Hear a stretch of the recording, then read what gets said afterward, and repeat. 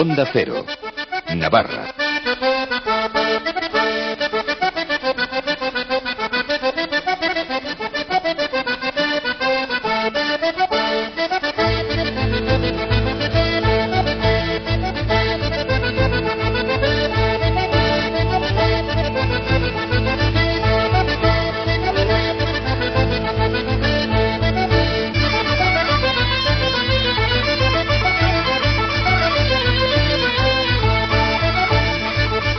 La 1:19, tiempo ahora en Onda Cero, en Pamplona, en la Onda, para la Sociedad de Estudios Vascos, Eusko Ikaskuntza. Tiempo para acercarnos a la historia, concretamente hoy a la historia social del lenguaje y a la historia de la lengua. Para ello nos acompañan en nuestros estudios Jesús María Usunariz, profesor de Historia Moderna en el Departamento de Historia de la Universidad de Navarra. Muy buenas tardes. Buenas tardes, Marisa. Y Cristina Tabernero, profesora del Departamento de Lingüística Hispánica y Lenguas Modernas, también de la Universidad de Navarra. Buenas tardes. Buenas tardes. Ambos son miembros del Grupo de Investigación Siglo de Oro de la Universidad. Yo quisiera, quizá en primer lugar, definir ambas disciplinas para que pues todos los oyentes de Onda Cero puedan discernir, ¿no?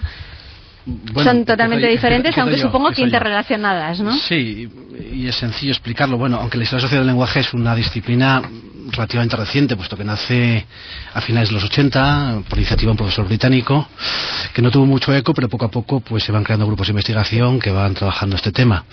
¿Y en qué consiste la historia social del lenguaje? Bueno, es simplemente unir historia, sociedad y lenguaje, es decir, la lengua como tal es un hecho cultural, es un hecho de la vida cotidiana, pues todos hablamos de una u otra forma, y además a través de la lengua podemos percibir cambios, transformaciones en la historia, en las formas de vivir, y eso es lo que lo hace realmente interesante.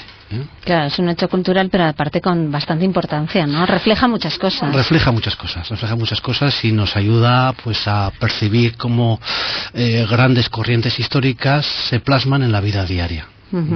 ¿De qué manera el lenguaje puede servir al historiador para hacer historia? Me dices a mí de nuevo. Bien. Cristina despeja. No, esto es suyo.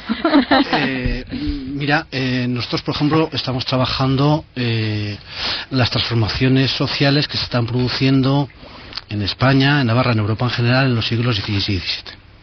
Hay unos graves conflictos religiosos, graves conflictos políticos, la sociedad se está transformando. Bueno, pues hay diferentes matices, palabras, expresiones que nos ayudan a ver cómo eso se está plasmando en la realidad.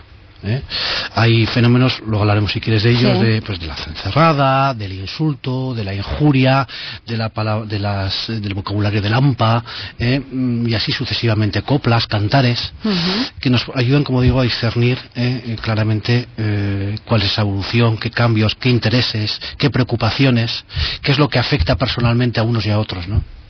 Vamos, si os parece, a centrarnos en la historia social del lenguaje navarra de esos siglos XVI y XVII y de sus ejemplos, y ya que los nombrabas, pues vamos con la cencerrada. Muy bien. Vamos a escuchar.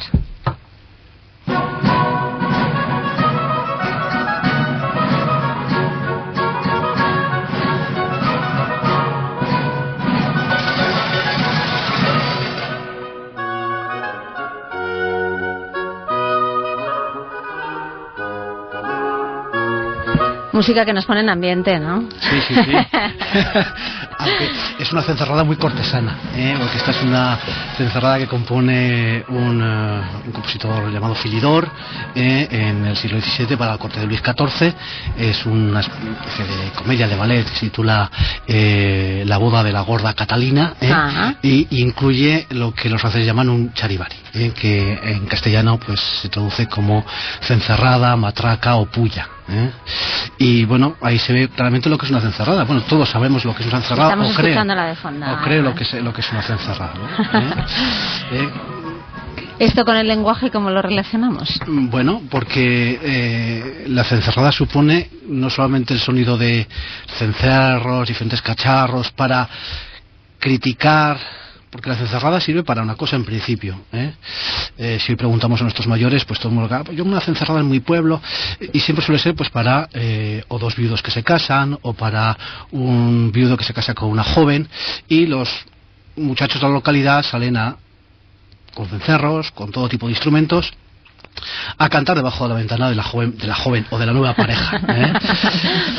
O de la pareja nueva. O de la pareja nueva, pero no es solo esto, porque además aquí se lanzan cantares, se lanzan insultos, y bueno, esto es lo interesante, porque es una manifestación que se produce no solamente en Navarra, no somos únicos, sino en toda Europa en el siglo XVI. El ejemplo de este desfilidor es claro. Aquí se llama cencerrada, matraca o puya, creo que en euskera se suele llamar como toberak mustrak, en Francia se llama charivari, en gallego, en catalán tiene su nombre, en Italia pues se llama scampanate, en Inglaterra creo que era Raf Music o Skimmington, bueno, y así sucesivamente. En todas partes de Europa existe este fenómeno. Y como digo, aquí en este tipo de cencerradas, protagonizadas sobre todo por jóvenes, además del sonido de los cencerros, que no es tan bonito como la composición de Philidor, pues se insulta. Se insulta a esa pareja. ¿Qué insultos? Bueno, pues lo más variado. Lo más variado. Normalmente se suele atacar, bueno, pues comportamientos sexuales. Es decir, a él se le suele atacar, como decir, se llama cornudo, que es, todos lo conocemos. A veces se utiliza la voz cuco, que es cornudo, pero es un cornudo consentidor. Ah, mira. Y a ella, bueno, pues nos podemos imaginar, es decir, el término prostituta en todas sus acepciones. En todas sus variantes. En todas sus variantes. Bueno, y a partir de aquí, y todo esto, bueno, pues se puede ser más o menos original con mayores o menores coplas, ¿no? Pero la cencerrada no solamente es para esto. Etnográficamente, o la etnografía nos dice que ha llegado hasta nuestros días, o hasta hace 30, 40 años, por el tema de los viudos casados con jóvenes. Pero la cencerrada también se utiliza para otro tipo de cosas, para la crítica social y para la crítica política. La protesta, ¿no? La protesta, ¿no? La crítica social, normalmente contra comportamientos que se consideran inmorales, ¿no? Contra el adúltero, contra la adúltera, contra el marido que maltrata cruelmente a su esposa. Pues hay cencerradas. También. Sí, algún ejemplo queda, bueno, hay cencerradas. Y crítica política. Crítica política, pues probablemente contra las grandes instancias del Estado o de la monarquía, sino contra el alcalde, contra el concejal, contra el alguacil, a veces contra el cura.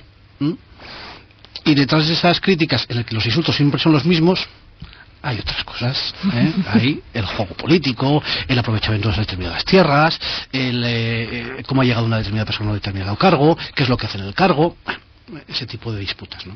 Ya. Sí que podemos hablar igual del origen o del uso de algunos insultos, como ya comentaba Jesús, ¿no? Algunas formas de desprecio y también las maldiciones, ¿no? Que eso es interesante. Bueno, como insultos, además de los que ha comentado Jesús Mari, sí que también se da lugar a la creatividad, ¿no? de la gente, y desde luego sí que es cierto que ellos muchas veces lo usan como se usan hoy, que en realidad no están usando la palabra con su significado, sino por insultar. Ya. La creatividad, sí que hay algunos que no se documentan en ninguna parte y aparecen. A mí, por ejemplo, me han chocado algunos como buchina, que parece que supongo que lo unen con pregonera buchina, por lo tanto debe de ser algo así de buche, como cotorra cotilla, algo por el estilo. Sí, seguro. Y, por ejemplo, otro que aparece también que es curioso es quitona. Ese ona sí que aparece en los pueblos, se suele utilizar mucho, por ejemplo, el robona, sí. Yo creo que cuando éramos pequeñas sí que se utilizaban eso es. Y algunas lexías más complejas del tipo, bueno, pues para los que roban el zánganos, agarradores de las haciendas. Ah, qué buena, eso es una... Es decirlo bueno, de una manera casi está muy bonita. Algunos más actuales, el tipo matamaridos o desperjurado, que ni siquiera está documentado tampoco y tiene que ser algún cruce entre el perjurado, que es el que jura en falso, y el desvergonzado. Bueno, pues se da eso a nosotros para lo que nos sirve, es decir, él cubre el aspecto más social, y a nosotros para lo que nos sirve es para el lado lingüístico, para saber realmente qué se usaba, cómo se usaba. Yeah. Y también tenemos en común el lado pragmático, es decir, lo que él estaba refiriéndose, como lo social y todo aquello que está detrás, para nosotros también el uso de esa lengua en un contexto determinado y quiere decir mucho más que en lo que en realidad estamos viendo solamente con las palabras, claro. ¿no? También para ver que pueden ir cambiando, que cambian de significado realmente, ¿no? Ese algunas acepciones. Es nuestro principal Estaba yo pensando en lo de cometido. cuco que comentaba antes Jesús Mari. Hoy en día no tiene esa expresión, esa palabra no tiene mucho que ver con aquel significado, ¿no? Te extrañas precisamente, de ver sobre todo expresiones, frases hechas que hoy nos parecen de lo más actual y que sin embargo están ahí desde los siglos XVI, XVII y antes, ¿no? Algunas tan coloquiales y tan normales, yo que sé, el de hacer algo como descosida, como una descosida, ¿no? Pues estaba ya entonces, o leer la cartilla a alguien, todo eso son expresiones que estaban. Hay otras que se pierden, ¿no? Y desde luego hay muchísimas que estaban ya desde entonces y desde antes, y lo que nos parece que lo descubrimos ahora estaba ya descubierto hace mucho tiempo. Al final no descubrimos muchas cosas nuevas, ¿no? Aunque sí que nos sorprenden, pues eso, saber que estaban, ¿no? Ya en aquellos tiempos esas expresiones que nos pueden parecer, sobre todo no pensar que todo ahora. El mundo hablaba como Lope de Vega, Calderón y sus congéneres. Ni mucho menos, ¿no? Bueno, también supongo que ellos soltarían alguna maldición, ¿no? De vez en cuando. ¿En privado? ¿Cómo eran esas maldiciones? No difieren mucho de lo que tenemos ahora, sobre todo porque hay que tener en cuenta también que el contexto de los siglos XVI y XVII ya en el español es un español que marca una frontera muy clara con el de la Edad Media, ¿no? Entonces antes sí que podía haber estructuras que se van formando, y a partir de los siglos XVI y XVII ya es cuando digamos que se van fijando muchas de esas estructuras, y son las que de alguna manera u otra son las que van llegando hasta nosotros, ¿no? Y desde luego aparece el mal hubiese no sé cuántos, maldita fuese su madre, todo eso, y aquello de que te lleve el diablo, y que llevar el diablo, es decir, todo lo religioso, claro que tiene muchísimo que ver en ese tipo muy presente, ¿no? De maldiciones. Completamente, sí. Claro. Sí, porque uno de los insultos en el siglo XVI y XVII es el de claramente judío. Judío, que supone también llamarle a una persona pues excomulgado, quemado, San Benito, que es vestidura que llevan en las procesiones inquisitoriales. Te cuelgan el San Benito. Exacto. Luterano, que te pueden llamar, hereje. Bueno, el insulto religioso suele estar muy presente y afecta claramente al honor de la persona. Que te llamen hereje o que te llamen judío, automáticamente te hiere, porque tu imagen ante los demás queda completamente afectada, quedas mancillado, quedas en un mal lugar dentro de la comunidad en la que vives, ¿no? Y como este tipo de insultos, también otros, castellano, francés, es decir, nuestros vecinos. ¿Cómo insultar a una persona? Castellano. Claro. Que además no siempre las relaciones eran todo lo buenas que deberían ser. Llevamos perdidas con las relaciones con los castellanos del siglo XI. Pero no, y me refiero que es un insulto, es decir, castellano, al que suelen seguir automáticamente el de judío, el de francés, al que se suele asociar directamente al protestante, al hereje, y así sucesivamente, ¿no?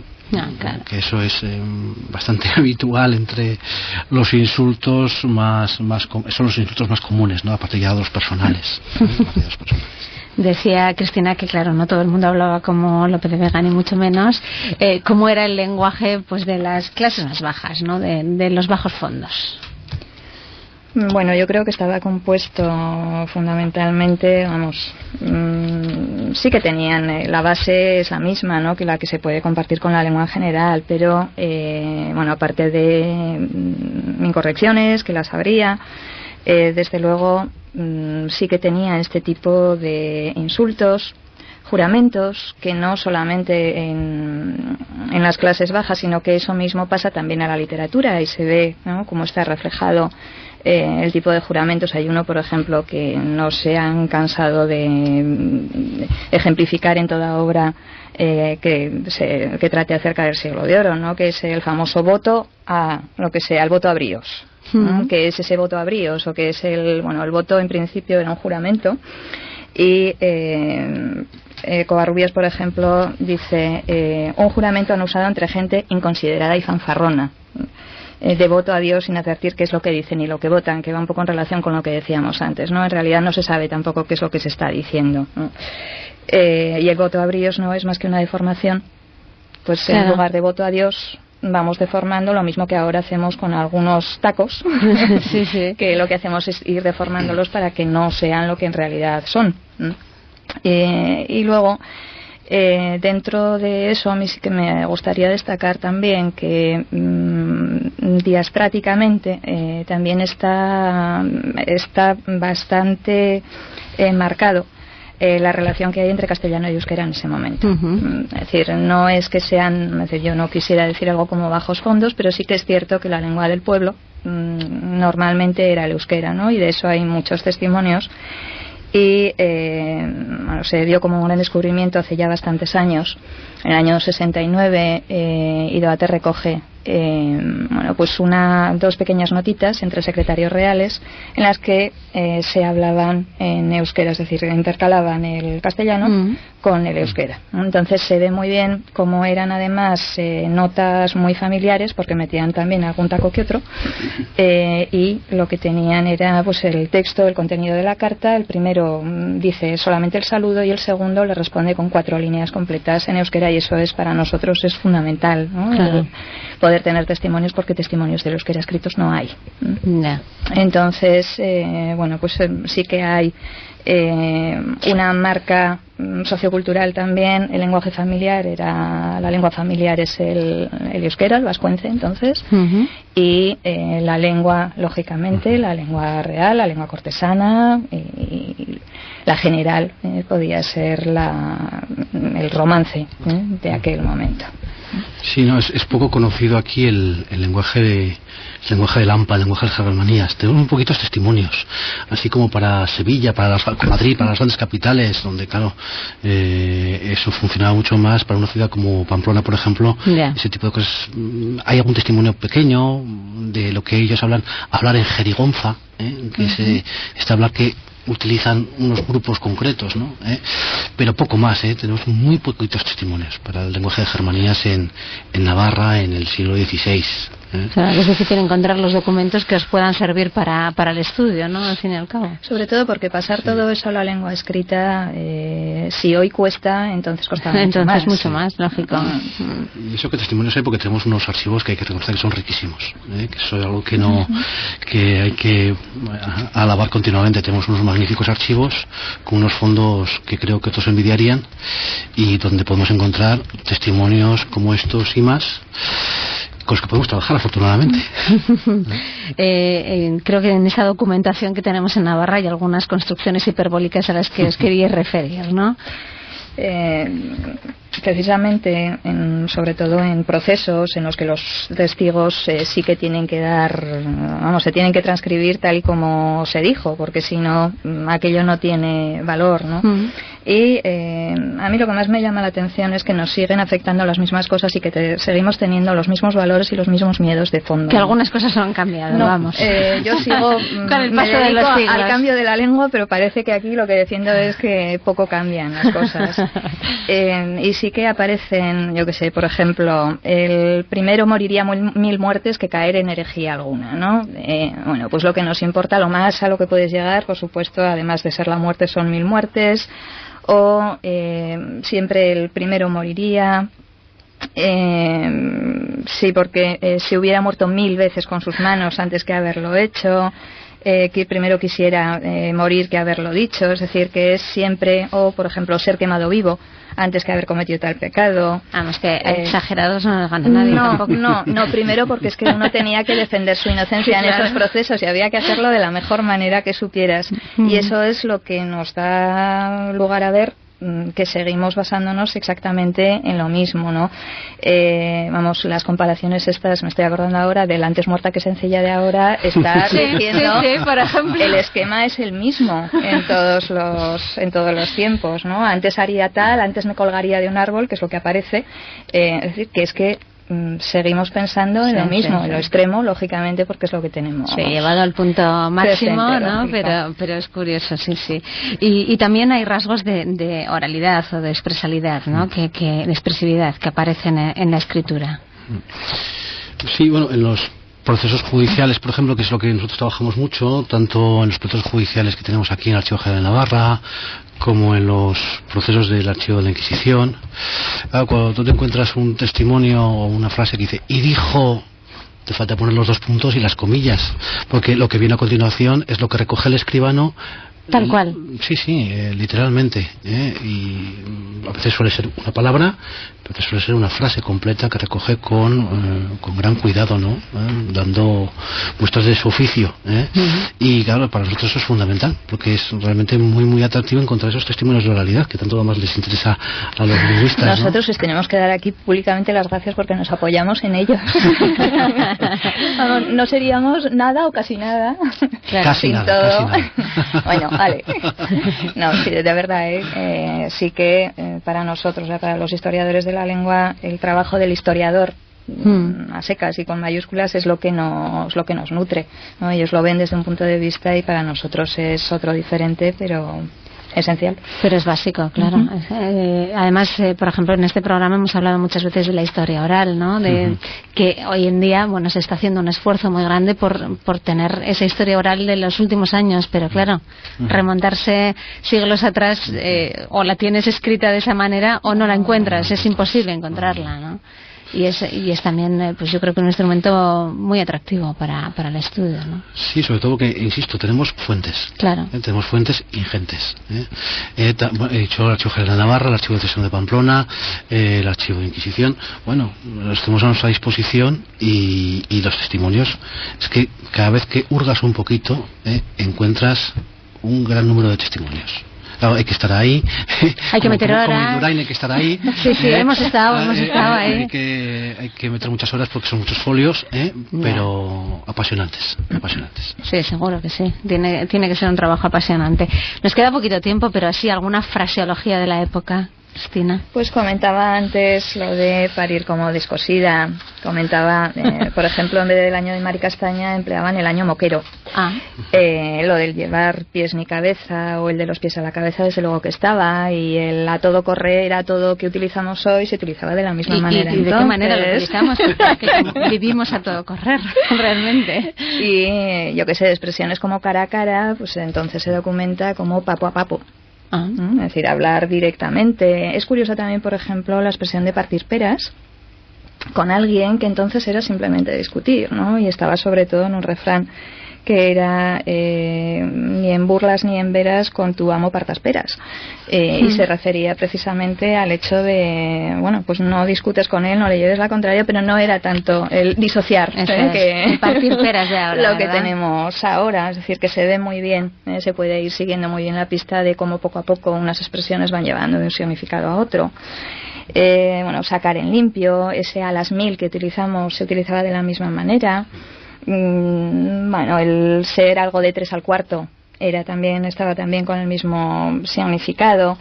Y bueno, pues el hacer buenas migas con alguien también se utilizaba más o menos de la misma manera, y hacía referencia como hace ahora, aunque ahora lo que se desconoce es de dónde viene todo esto, pues a las migas de los pastores, claro. Y lógicamente comer migas y comer buenas migas, que la expresión en principio era ese, pasó luego al hacer buenas migas, o el ser algo del otro jueves, pues se decía de la misma manera. ¿Se decía ya lo del otro jueves? Se decía también. ¿Sabemos por qué?